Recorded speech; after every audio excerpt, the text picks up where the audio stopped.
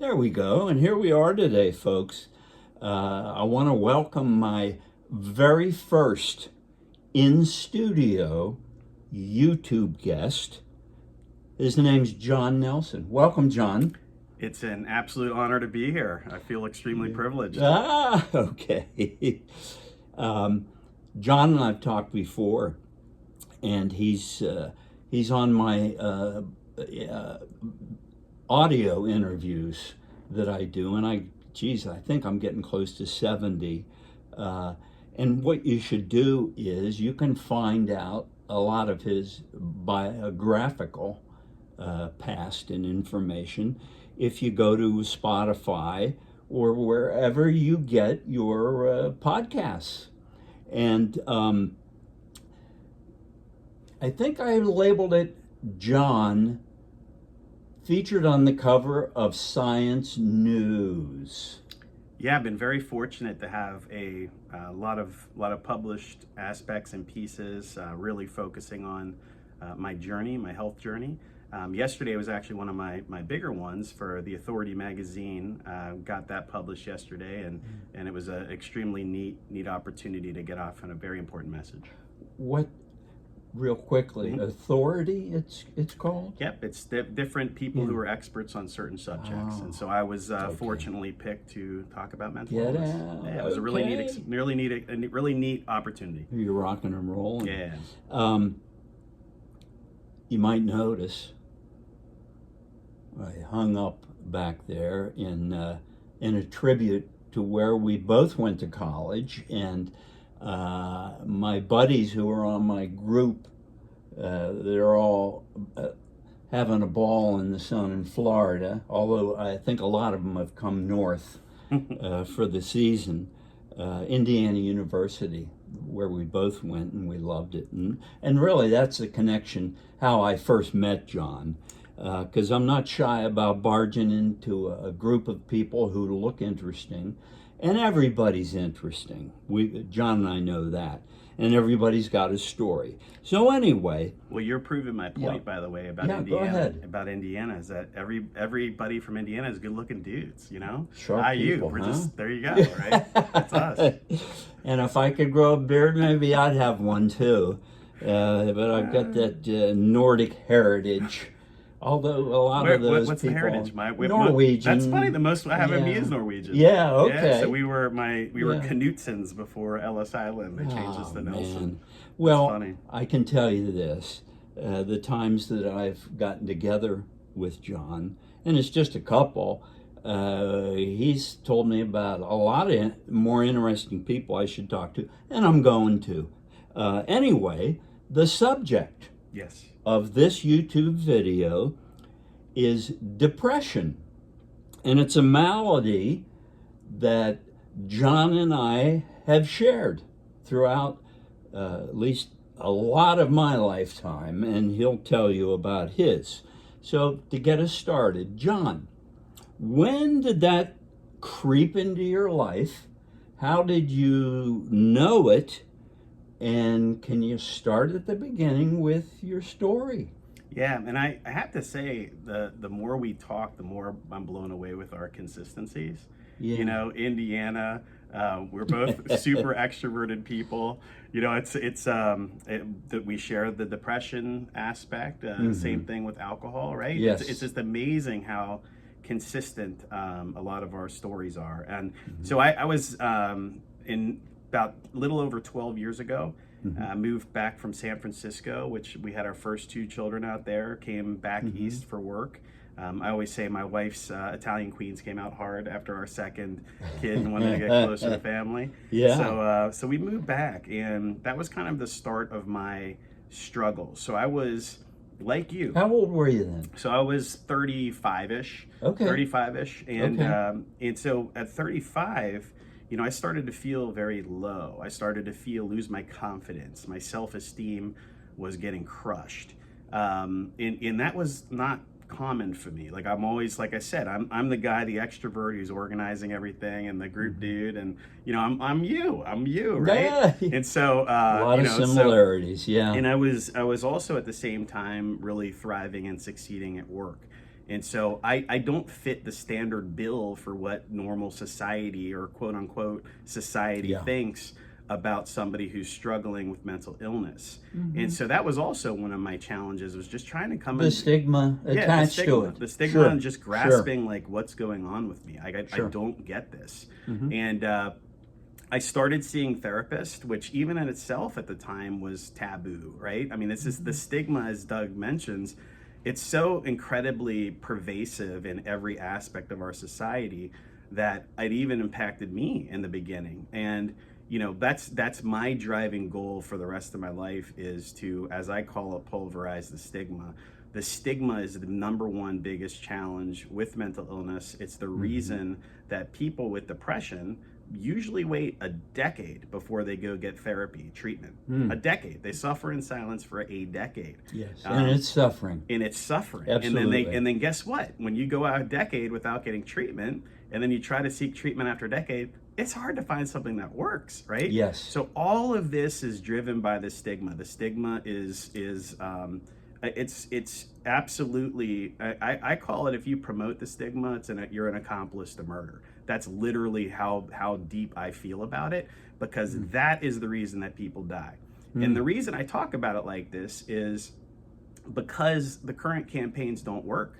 The current campaigns out there, Stop the Stigma, End the Stigma, Kick the Stigma, they don't work. And people still are heavily stigmatized the condition. And Sure. you know, what I learned throughout this process is I have a brain disease, right? So I have a brain disease. I have a disease that I did not ask for, just like anybody else with any other disease.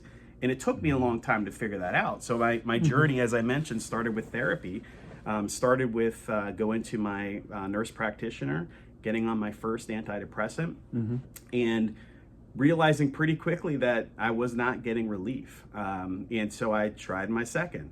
I tried my third. I ended up trying over 10 different medications, all different types, your SSRIs, everything else. There's some And mood you're still stabilizers. in your mid-30s? Yeah, so I'm Okay. kind of approaching my later 30s at this point. Yeah. And 6 years ago, actually, this past 4th of July weekend was the real plummet of my health. So at the time, I was the managing director of a local advertising agency. And so I was, you know, at the kind of cream of the crop pinnacle of my career at the time, you know, running the shop, and it was an amazing experience. And so outwardly facing, I was fine. Outwardly facing, I was confident, I was comfortable with who I was. It was someplace that I received, it wasn't hard for me. And the exterior me was okay. The interior me was a crumbling, decrepit mess. That's what the disease does to you. And so, and you're afraid to show it. yeah, and it's Talk funny. Like about it. I didn't have an Yeah. opportunity to show it, because I had to provide for my kids and my wife. I didn't have an option, right? My only option was I had to go, and then I would come home and I would sleep, and I would come home and I'd be irritable, and you know, but I still needed to provide the money and the finances for the family, and so that was kind of what kept me going. If I did not have children, if I did not have my wife, I probably wouldn't be here. And that doesn't make me better than anybody else who has. I always said the same thing. Yeah. Same thing, but go ahead. If you died by suicide, dealing with depression, that is exactly, any mental illness, that is exactly the goal of the disease, is for you to die, 100%. And so the people that have died by suicide, I'm not better than. They had a slightly more severe version of this disease. That's all that it is. The entire goal is to kill you, just like cancer, just like any other disease. And let me ask you a question here. You said there are certain degrees of this disease, Yes. and we both agree it's a disease. Maybe could you explain that? I mean, there was a point I was so low like that too. Yeah. And but I had a wonderful wife. I had a wonderful job. I had 2 children that I loved. That's what kept me moving forward, to deal with it. Yeah. So when you say degrees of it, Yeah. there are degrees of depression. 100%. So what? Can you So I elaborate can a little bit absolutely more on elaborate on that? that. So the Yeah. easiest way to think about it is the symptoms of the disease that you have. So if we focus on neurological conditions as an example, the main symptom of Parkinson's disease is tremors, right? Like that's the main symptom of that neurological disease because a circuit is off in your brain. That's what that is. For epilepsy, same thing. Circuit off in your brain and it's seizures. Mental illness is the exact same thing. A circuit is off in your brain, but the main symptom for depression with me was constantly wanting to die, was feeling the disease in every part of my body, was constant suicidalation. That was my symptom. The symptom of schizophrenia is the same thing. Circuit off in your brain, but it's delusions and paranoia. Same thing with bipolar. If you have certain versions of depression and you have elevated mood, the symptoms just present themselves differently. These are all diseases that people didn't ask for. And so that's the biggest thing that I would say is just that perception of a communal love and support and empathetic hug to anybody that's diagnosed with cancer, for example. You absolutely should have that. The society and people rally around you and your family. They take care of you. They feel immediate sadness. They would bring over freaking casseroles. They're taking you to chemo. They're supporting your family. That's exactly what it should be like. Flip it. The exact opposite occurs for mental illness. That is why everybody dies. So instead of getting love and support from society, you get awkwardness, you get stares, you get what the hell's wrong with them, you get I don't get it. Like John's leading an ad agency. He's got great kids and a wife, like whatever. You get questioned. Yes. And so that questioning and that awkwardness, that's what keeps people silent for a decade. That's what kills people. And so that is the thing that we need to change. And so I'm so focused on making that happen in order to get people into that treatment aspect earlier to feel better. So to your point, yes, I put it on like there's 0 is no depression, 10 is you're severely in major depressive disorder. Okay. You know, the earlier, the kind of lower you are on that range, I really think like that's great. You get if you're struggling, you immediately seek therapy. You immediately get on antidepressants, and maybe if you do it early enough, that works, right? Like I'm not giving you a scientific aspect. I'm giving you my perspective. You know, you get on therapy early, you get on medication early. Maybe that's all you need, right? And then the disease progresses throughout different aspects of it, right? There's stage 1 cancer, there's stage 4 cancer. It's the same thing. Yes. But it's just different aspects, and so. You know, that's the way that I explain it is, you know, that societal love and hug that you get for certain diseases, for some reason, some diseases are acceptable and some diseases are not. Sure. Unfortunately, I was dealt some horrible cards in regards to getting one that's not. But here's the nice part about it. Yes. I've come out on the other side. And so coming out on the other side has fueled me. And, you know, that July 4th, 6 years ago that I was talking about, that was the start of my crash. And so I was dealing with this pretty privately before then with my close family and some friends, but that was really my circle. Sure. And Sure. I ended up on July 1st or 2nd. I lied to my family and said that I couldn't go with them to a beach vacation, just so I could stay at home and I could isolate and I could sleep for 20 hours a day and I could overeat and I could overdrink and I could escape. And that's what this disease does to you is a beach vacation is not something that's enjoyable. It's absolutely. horrific. Yeah. It's the worst thing ever. And so all you want to do is be alone and you want to Not sleep have to relate and to people or not deal have with to people. have to interact. And so, you know, I do that. And that first night that they're gone, I did exactly what I said. I overate, I overdrank, I overconsumed. I remember that evening staring up at my ceiling in my bed and I just have tears going down my face and I just screaming like, why am I so sad? Why am I so sad? And that was the start of my massive decline. I had my boss at the time. He was a wonderful, wonderful human being, person, friend. She came to my house. I told her that my car was broke and I needed her to take me to the office. And when she showed up, I was just sitting there crying and just said, I need some help. I need help staying alive. And So that was the start of my next day. I flew out to Arizona, was in a 30-day residential treatment facility Yes. for mood disorders. Mm-hmm. And I also proactively at that time decided to stop drinking. And that was because I was self-medicating, obviously. And, you know, Alcohol's a depressant. for sure. And so Yes. doing that with a depressant, I was very fortunate to be able to stop and make that an effort to say, okay, listen, I got to try everything I can to make this go away. But after that facility, I did 3 what's called partial hospitalization plans. This is over the next 3 years. So partial hospitalization plans are 9 a.m. to 3 p.m. was the one I went to. You go every day, Monday through Friday, and it's therapy, and you're in an environment, you're in a hospital setting, you're with a group, you're with consistent counselors. I had to do that. One question. Yeah. Do most hospitals or places where you get medical care have programs like that, outpatient? So type most things? hospitals have, if you're very severely suicidal, you go in and they have a psych ER department, or they have people that work with you to make sure you're safe. And so that's pretty standard. The partial hospitalization plans, intensive outpatient programs are those are the 2 main ones. After PHP, that's the IOP, as I was mentioning, that's 9 to 12. So that's kind of step down. So it was constant. It was 30 days inpatient, then it was 9 to 3, and then it was 9 to 12. And so that's kind of like the routine to get you back into society, I guess would be the easiest way to put it. And most of those are done kind of by private groups and private companies. Yes. Mine was Princeton Behavioral Health. And so I was down there in Princeton. So I did 3 of those. I did 3 separate times partial hospitalization. Really? Yeah. I did 3 separate times intensive outpatient, each time me being a crash and having to go back. Yes. I had to go back to another residential program 2 years ago in Tennessee.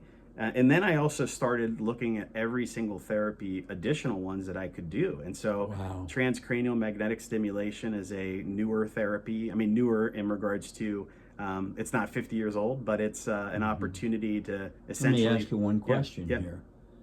That's a hell of a lot of work. Yeah. Okay.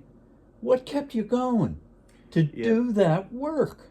Yeah, it was really challenging. So the only thing that kept me going was the disease takes over your body. And so when people talk about and they say, oh, he killed himself, or you know, labeling the person that died, that's how maniacal this disease is. So keep in mind, understand, once again, the cancer analogy. So serious mental illness in its most severe form is a terminal illness, 100%. And why it's the worst illness that you can have, other than an absolute 100% terminal illness or terminal sentence like ALS, is because even after you die, it still stigmatizes you and your family. Yes. And so that's the whole point. They have generations have to deal with that. Exactly. So ALS consumes your body, takes you over, and dies, right? But the disease does it, and you die just from the disease. What depression is doing is literally taking over your body, and the depression is the one, or the severe mental illness is the one that takes your life. But the act of how you die by suicide gets judgment.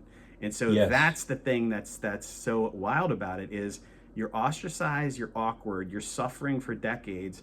All you want to do is die, and then the disease helps you die. And then after you die, that stigma, that awkwardness, that ostracizing gets now labeled to the family. Yes. Because now, instead of telling people that I was so unfortunate that my son Bobby died from ALS, that is also a communal love and support and help, and you can talk about it. It's very difficult for families of people who die by suicide to talk about it because of the stigma, right? Same exact thing. It lives with you after you die. That's how prominent it is. And then when you look at it, you take it a step further. Most life insurance policies do not include suicide. Some do, but you have to pay additional for it, and there's very specific requirements, like it has to be after 2 years after you sign, it has to be this and that. So that's the other aspect of it. So once again, you die. I hadn't even thought about that. You die. Yeah. So you die from pancreatic cancer, you die from ALS, your family's getting your $2 million of life insurance. You suffer from serious mental illness and you die by suicide because that's the goal of the disease, you aren't getting life insurance. Right? So that's how horrible it is. And so I end up going and I do this thing called transcranial magnetic stimulation. It's 35 times. I have to go to my psychiatrist's office. I have to sit in a chair that's like a dentist chair. It's got a device that essentially shoots magnets into a certain portion of your brain to stimulate that brain, to stimulate your portion of your brain there. I did that 35 times driving to Princeton and back. Wow. And that didn't work. So that's another one that didn't work. I started doing psychedelics. So that's the other thing that's big in mental illness right now is psychedelics. Yes. So ketamine was what I used. I had an off-label version of Spravato, which you do in the psychiatrist's office. It's a nasal ketamine. Okay. I had that at home. How was that? I mean, it was prescribed Euphoria. It was absolutely incredible. Is that what it is? So when you are wanting to die 24/7, Yes. and you have the ability to not feel like dying for an hour, it's absolutely incredible. Yes. And for it to be prescribed by your doctor makes it even that much more incredible because you feel like you're not doing something wrong. And so that was great. It's not curing my depression, but guess what? It gives me a little bit of relief for a little bit. And that was the same thing for me with cannabis. Is cannabis in an ingestible form, the edibles consume your body with relief. And so to me, that was also something that was very, very comforting because I could not feel like dying for a half second. And it was absolutely incredible. And that was another big part of my how old were you in this time period? So this big time was 40 years old to 45. Okay. So 40, 45. And so I go to after TMS, a year goes by and I end up going once again back to another residential. When I was leaving that residential facility, I ended up getting a clinical trial that my father had found out for me to say like, hey, maybe this is something that you can do. This is for the most severe of severe depression people. And it was an exploratory brain surgery. And I just said, hell yeah, sign me up. Let's go. And let me see if I can do this. And I had an intake interview with them.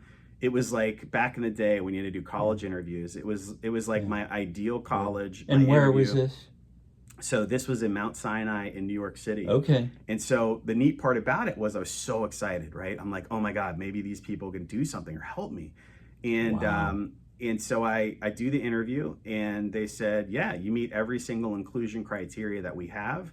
Basically, you failed everything except for I hadn't done electroconvulsive therapy. And so ECT. And so not only am I dealing with an absolutely horrifically stigmatized disease, now I get to add on to it a stigmatized treatment, right? And so my answer to them was, if I do it and I fail, can I get into your trial? And they said, we would absolutely take your call. And so I did not want to do it because I knew of the side effects. It was something I was not excited for because I had to go under anesthesia every time. I had to rely on people taking me. I did all of this journey pretty much, by myself in regards to the healthcare aspects of it. My family. Another quick question. Yeah. How many people would have been in a trial like that at that point? So for the procedure that I got, I think there's over 100 in the world only. Wow. There's not, it's a very specific, very unique procedure, and I'll walk through it, but phenomenal question. And, so the ECT was my next step is you have to do it. And my family was fantastic at home and being great caregivers. My point about why I didn't like it is I could drive myself to TMS. I could drive myself home. I didn't have to burden anybody. And now I'm burdening my wife and my neighbors and my friends and my family with taking me down and being with me. And so I think about the psychological impact of those people. John, you're a brave individual. Oh, I appreciate it tremendously. And so this is the difference. So the difference is, my wonderful neighbor across the street, I couldn't get a ride one day for an appointment. I had to ask him. He's retired. And I said, Jim, would you mind driving me down and getting me back? I have to have somebody take me. And, and I think about like what's going through his mind, what's going through my wife's mind when they're there, because they take me. You're sitting in a lobby with 10 other people who are about to get seizures activated in their brain under anesthesia and then wheelchaired out to a car. So that's where my life is right now, right? I'm doing the gold standard treatment for severe depression, which is over 50 years old technology. Talk about we need advancements in serious mental illness. This is the gold standard treatment for depression. And it was horrific. So I do it 11 times. I lost significant memory. I still have dizziness that occurs from it. Like I literally would have severe dizziness when it was going on. But I've lost short-term memory, I lost long-term memory, and it did nothing for me. And so that is what the current world of serious mental illness is in our country. The therapies need advances. They need to get better. And there is incredible advancements that are happening in neurotechnology that hopefully will be able to do this as we go along. You had asked me earlier, and I forgot to answer it. Why am I still here? So this goes to the situation. Once again, I'm not better than anybody. You lose every single connection to reality when you're going through this. You lose your connection to your love for certain people or what's going to happen. All you want to do is die. And so it was as common to me as breathing was suicidal ideation. It was constant. I can't go around this town and still not look at every single tree and wonder which ones I thought back in the day were the easiest for me to slam my car into. That's what serious mental illness is. And so I was very fortunate because I had one connection that held me here. And that one connection was my children going to school after my funeral and their friends talking behind their back and labeling them, right? That's powerful. I couldn't put that label on them. And so again, I said this story one time at therapy at a group setting in residential, and I had a guy come up to me at the end of the day, and he was pissed. And he looks at me in the eye and he says, "You messed with me today." And I was like, "Please tell me, like, what did I do?" I'm very cognizant of my behavior. I don't try to upset people unless I want to upset people, but that's because you gave me a reason to. And he said, and he just looked at me and he said, "My mom died by suicide." Oh. And so when he said that to me, it was an eye-opening thing for me for my advocacy. And that was such a brilliant line that I heard because I made him feel like he wasn't as important to his parents as my kids are to me. And that wasn't appropriate for me. That wasn't what I was intending to do. And that is where I tell you and where I tell everybody who's listening to this who has unfortunately dealt with that, they just had a more severe version. That last link that I had is gone in most people who pass. But that was the significant aspect for it. And, it played a major role in how I speak about it. And I came back from that facility in Tennessee when I was going to break before the ECT. And I started getting mad because why do I have to go through this in silence? Why do I have to go through this with judgment? And so being a middle-aged guy at the time, being a successful business professional, being an extrovert, being the last guy that you would ever expect would be sick, I went out into my main trade publication, which is called Medical Marketing and Media. It's in the advertising space, promotional. It's in the healthcare space, and I did a huge article about being a medical marketing professional who suffers from mental illness, and that started my kind of journey 2.5 years ago of being very prominent in front of people and talking about this to try to normalize it and make it happen. And so the neat part, the best part, I call myself the most fortunate, unfortunate person ever in regards to I failed the ECT, and so that meant I got to call Mount Sinai back. Yes. And so in May of 22, I called them back, and I did. And we're in 24 now. We're in 24 now. So so May of 22. So we're basically 2 years ago. I start the intake process with these guys, and I was probably at Mount Sinai 20 different times. I gave every single piece of information you get, poked, prodded, so forth. Multiple PET scans, MRI, CT scans, X-rays. Yes. I met with dozens of psychiatrists and medical professionals, psychologists, neurosurgeons. They had people that were there that had no connection to it ethically to make sure that I was okay to go into this study. So they had every single aspect that you could imagine to approve me, and I got accepted. And so when I got accepted, I was ecstatic because the neat part about it was the surgery is called deep brain stimulation. So you can see I got two little bumps on the top of my head. Yes, those are those are caps. Yes. So those are caps for electrodes. So that Science News cover you were talking about. Yes, that was Science News 2023, what month? I think it was Do the you fall remember? version. It was whatever the fall Yeah. one is. But the neat part about Yeah. that is it shows Okay. an X-ray of what's in my head, and I, so I have that picture in my photos because yeah, you gave it to me, and I tell people about you, and I say, and they're aghast, and I say, "Oh, hell, I got a picture of his I brain got it right right here. He here, right sent it to here. me." Yeah. But go Well, ahead. no, that's so the procedure is the same exact procedure that you have for Parkinson's disease, deep brain stimulation from 20 years ago when it came out. It was Yeah. so novel.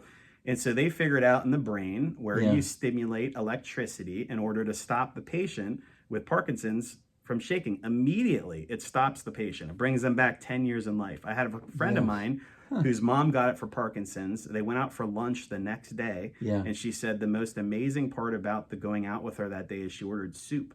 She hadn't ordered soup in a decade, right? Or however Yeah. long she's had this surgery. She And couldn't get it up to her like mouth. that's how Yeah. incredibly amazing it is. And so what they've done, these brilliant freak researchers and scientists, is they were like, well, we got to be able to figure out other areas in the brain to stimulate for other conditions. And so they've done this for they're studying this in multiple indications, and one of them happens to be depression. So my team at Mount Sinai, the main lead investigator, Dr. Helen Mayberg, in my opinion, is the top neurologist in the world. She's been studying this, especially mental illness. She's been studying this for 30 years, exactly in the brain that's lacking electricity. And so they go in, they do an 8-hour surgery. They wake me up halfway through. They put 2 electrodes, like 2 leads that go down into 2 portions of my brain, kind of behind my eyes is the easiest way that I explain it, into the brain. And the next day, they actually wake me up halfway through. I had to do this scientific video game, which I'm playing while I'm laying down there. And they had me do it again. And what they didn't tell me was they turned the device on the second time I was playing to see what version of my brain is being stimulated to make sure they have the leads in the right location. Wow. I sleep, I wake up, I go the next morning. On August 22nd, 22 was my surgery. On August 23rd, 2022 was the day that I went up to the lab in their office and they turned the device on. And so this is the neat part about this science. Another connection between you and me, other than you.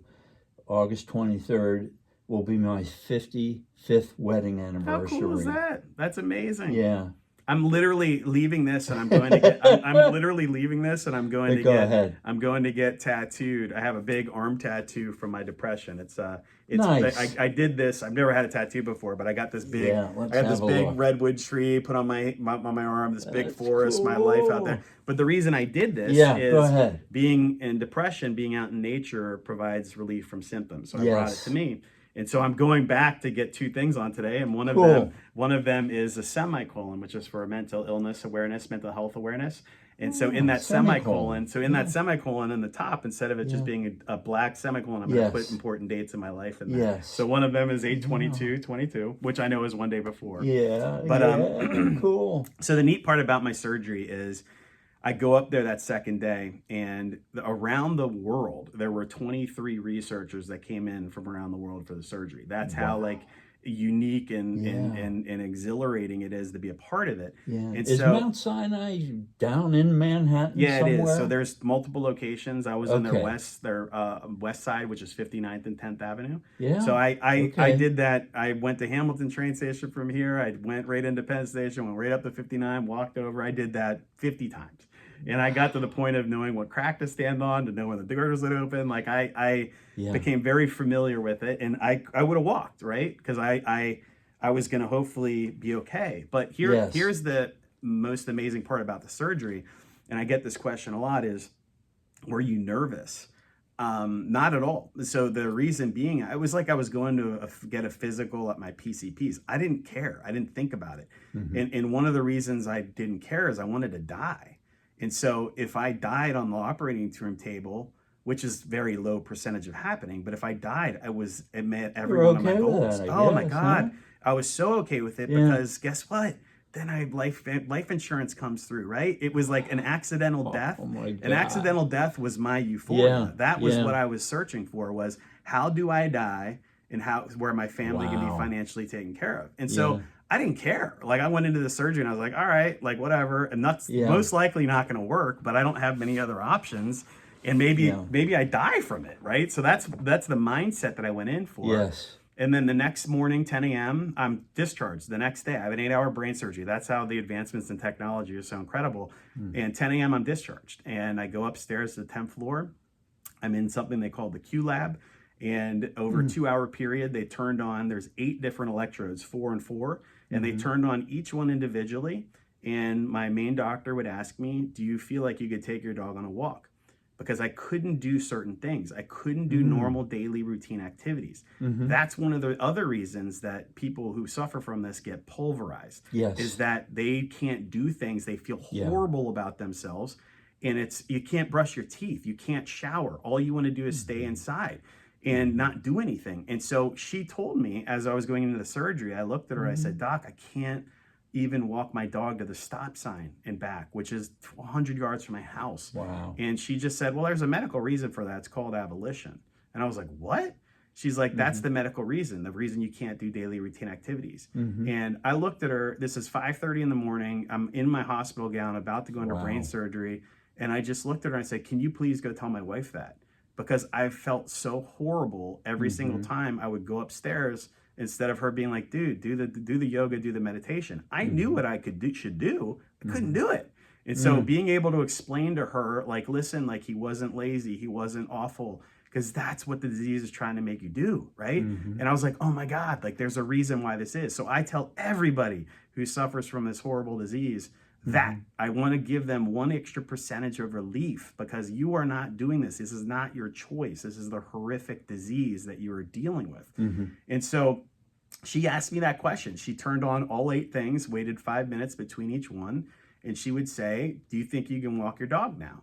And I'd be like, I don't know. I don't think so. I don't feel any different. And When you say turn on, she would, what? yep, sorry. they place something against your skin? No, so they have the 8 different electrodes. They can do this remotely. So they connect. So I have a pacemaker right here. Yes. The pacemaker is the battery. I got a wire that comes up my head, and I got the Yes. 2 electrodes. So they wirelessly connect to my pacemaker. Okay.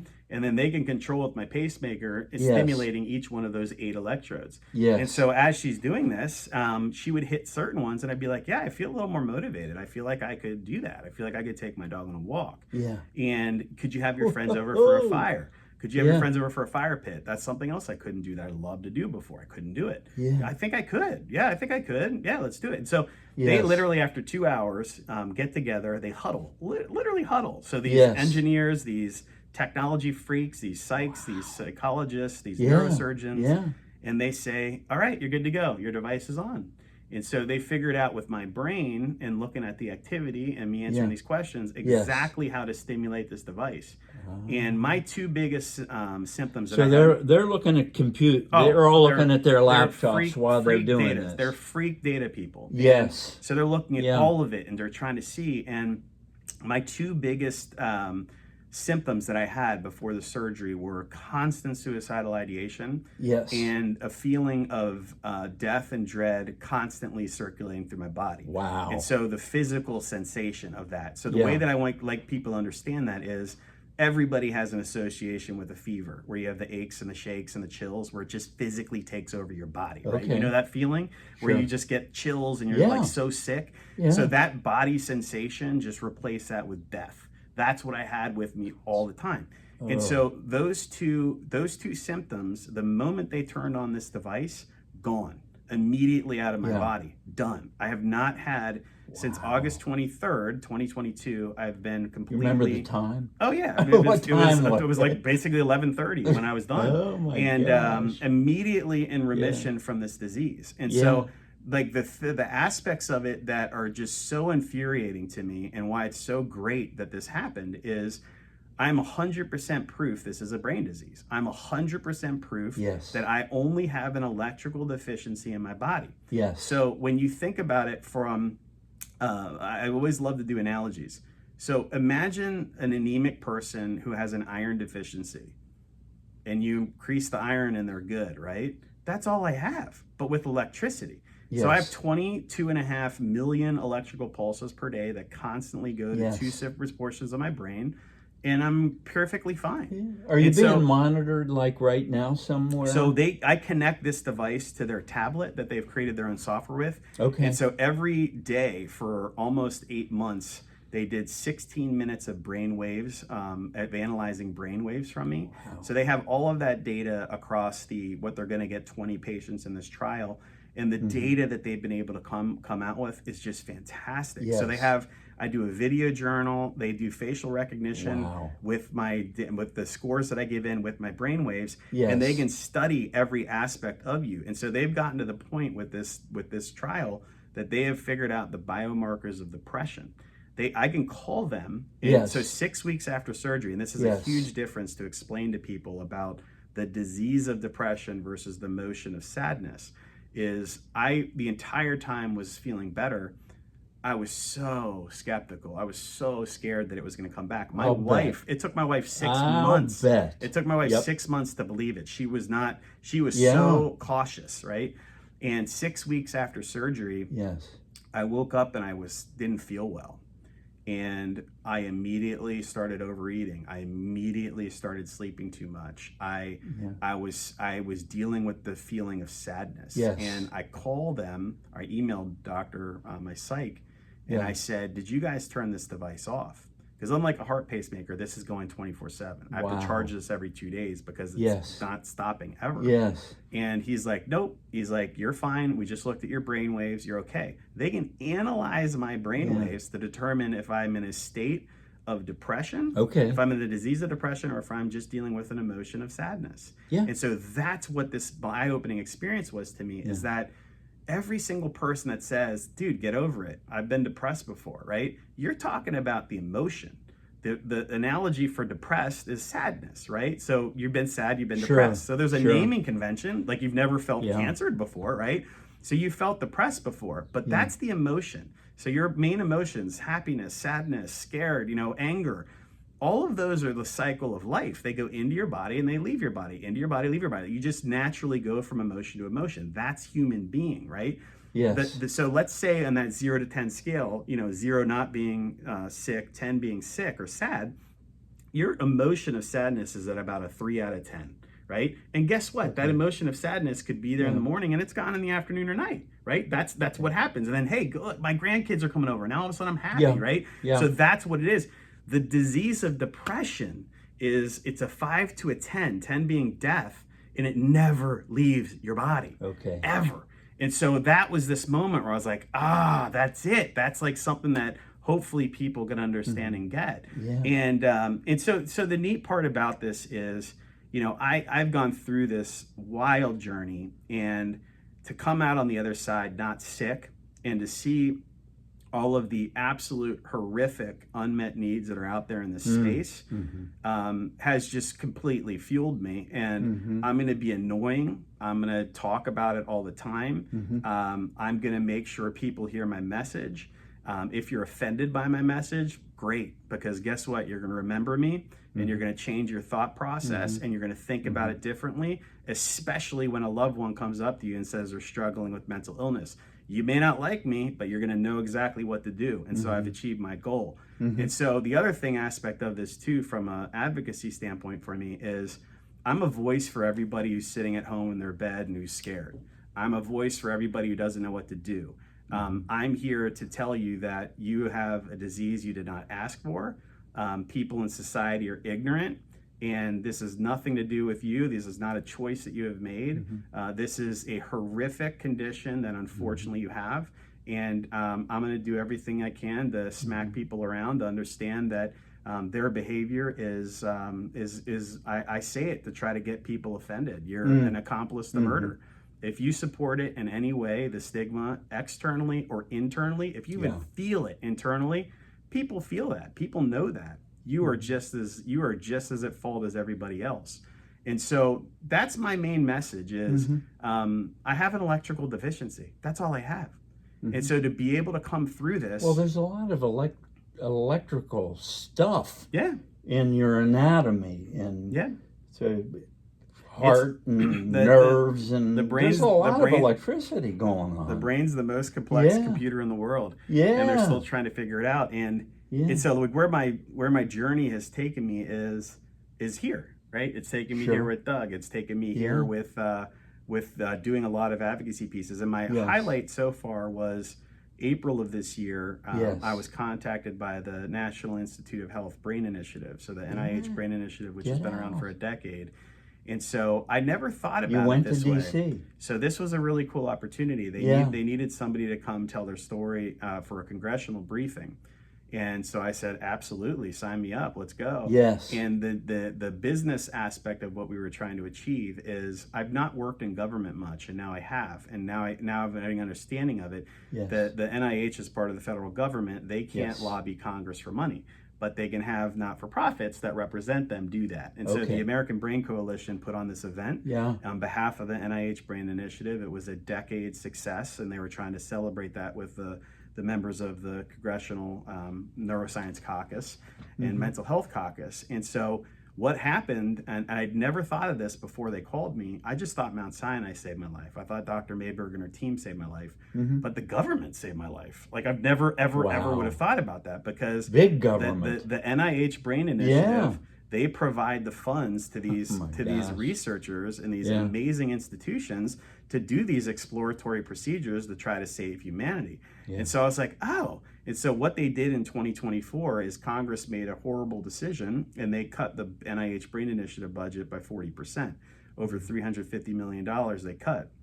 And so what that does is that allows that provides the opposite of an opportunity for the NIH, because they can't continue to advance new research. They can only, with the money that they have, advance the current research they're doing. They don't have the ability to do more stuff. Okay. And so the goal of being there in front of them was to rethink their spending for next year. So as they're allocating budget in Congress, we need you to get back to normal spending limits. We need to get back to the $700+ million that get allocated to these amazing people at the Brain Initiative to give out the right money. And so that was a fantastic opportunity, and my wife came with me, and she made grown men cry, and it was awesome. And Wow. but that's the stuff that fuels me, is like, how can you absolutely make change? And Yes. you know, my goal of that entire presentation was to show them what happens with the money that you spend, to show them that, you know, one of the biggest public health crisis in our country that is right in front of everybody, and it's not getting enough attention, massive medical costs for mental illness. Yes. It's not the horrible treatments, And insurance the damn companies, stigma the damn stigma still lurks out there, doesn't horrible. it? It's horrible, and Yeah. and the insurance companies are the absolute worst. The coverage is horrific, and yeah, but be able to get up there in front of them and say, you know, you have millions of your constituents suffering at home, millions. And the reason they're not knocking down your door and talking to you about it is because of the stigma, because they're Yes. scared. Yes. And so the fact that I can tell you that you can save millions of lives by advancing these researches and doing this, and having, again, one of your hidden problems. Your hidden problem is the fact that people won't talk about it because they're scared Yeah. of that stigma. And Yeah. so, you know, that was something that really fueled me and excited me. And you know, I mean, this is just beginning. I'm in the process, and I'll actually send this to you. I'm creating a website right now. A little bit of future plans Yeah, injected here. So the This future is plans, good. that's exactly it. So the Yeah. future plans are, one of the lines that I use in my advocacy all the time is, pulverize the stigma. I hate it with a Yes. passion. Okay. And so I'm creating a website right now. Fortunately, that was available, Pulverize the Stigma. Yeah. So I'm creating a website right now. I got a logo created. One of my top designer Yeah. friends in advertising that I grew up with. He's a freak. Yeah. He has 4 logos running right now on Yes. advertisements, on national advertisements. He's just the best. Oh, And yeah. I was telling him about what I'm doing, and Yeah. he designed my logo for me. Cool. So he donated Yeah. his amazing creativity and expertise to helping save lives. And so Nice. my Pulverize the Stigma logo is out there. My tagline is very simple, because I get asked this all the time. What do I Yeah. do? What do I do? What do I do? The simple aspects to what you do are, you treat anybody with mental illness that tells you that they Yes. are struggling exactly how you would do with cancer. So Yes. if you had a friend tell you you have breast cancer, you do the exact same thing. That's all you Yes. do. It's all Yeah. you have to do, right? Yeah. Is acknowledge it and be there for them and tell them you're sorry and give them a hug, right? Yeah. And so the Now simple let's way. get started. Now let's get started. On a plan or And so something. my simple Yeah. aspects to the tagline and kind of the main message is the first thing you do is you show empathy. You just behave like I just said. I'm so sorry. You give them a hug. You tell them you love them. I would tell majority of people that I was suffering and they would just stare at me. Yeah. So that's not empathy, right? That's awkwardness. So the first thing you do is you show empathy. The second thing you do is you be kind. And so what does kindness mean? Kindness is what you do again for any other disease. Sure. You bring over a meal. You Yeah. grab the kids and take them somewhere for you. You help take something off the caregiver's plate.